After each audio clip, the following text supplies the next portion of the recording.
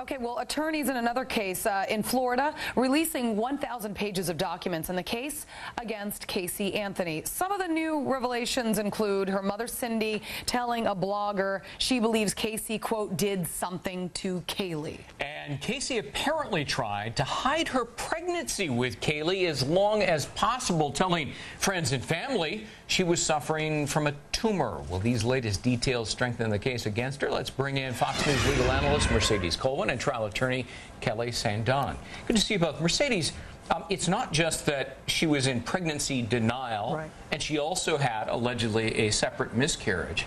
But at one point in time, she confides to a friend, I'm feeling crazy. I think I need to check myself into a mental institution. Now, if true, do you see a potential mental illness defense, insanity? It's so difficult to prove that, Greg. I think that the defense has already gone forward and said she didn't do this. And they have put in a non-guilty plea, but they haven't talked about this whole insanity defense. As you know, it's only 2% right of those cases are actually successful. It would be very tricky for them to do that. Suddenly to come into this and say, well, maybe there's an insanity plea, because what they have to show to that jury is, right, yes, she committed the crime, but she didn't know that it was wrong when she committed it. That's a very hard push, especially since she's always professed her innocence throughout. What I don't understand, and maybe Kelly, you can explain it to me, why are we just hearing about this now? This has obviously got to have something, related to the family. The family had to have known.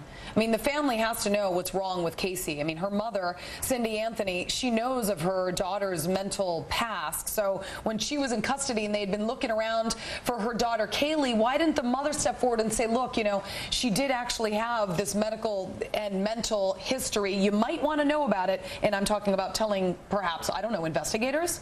Because perhaps she doesn't have a medical and mental history that is applicable in this case, and it's something that is coming out now in an attempt to provide a defense for her. If you think about the pattern of behavior from the family from the very beginning, this child was missing for over a month and no one reported it. Then finally the grandmother got involved. She made a call to 911.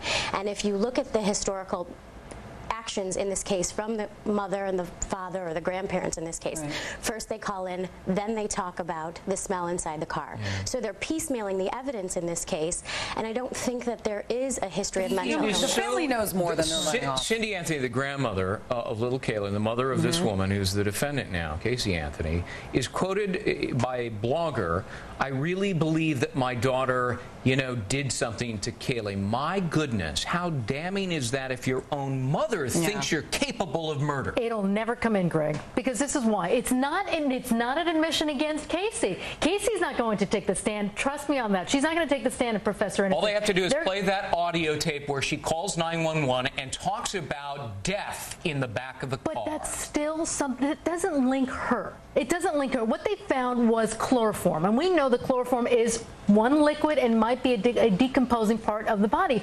But there weren't any fragments. Let's say if there was a decomposing body, where are the trace evidence of a body decomposing in that trunk? There's nothing linking that child's death to Casey. What about the fact that Casey possibly, allegedly tried to hide her pregnancy so that people wouldn't know about it? Maybe that's some sort of evidence in that she wasn't necessarily happy about having this child. Perhaps she was ashamed. We know that she had a party life. We know that she had several boyfriends. She liked to go out. She liked to drink. That's not necessarily exactly ideal for somebody when they have a small child that they have to take care of. Well, that goes to motive. It's going to her lifestyle and how a child would get in the way. So I think the prosecution's going to be able to get that in.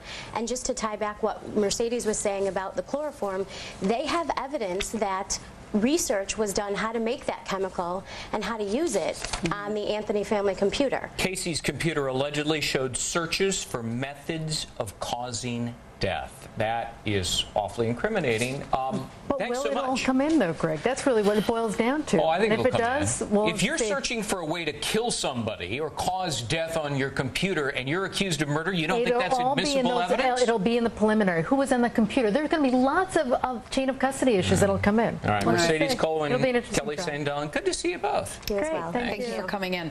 Well, millions of people suffer from asthma, especially around this time of year during the spring. The allergies, the asthma, intense. But it's not just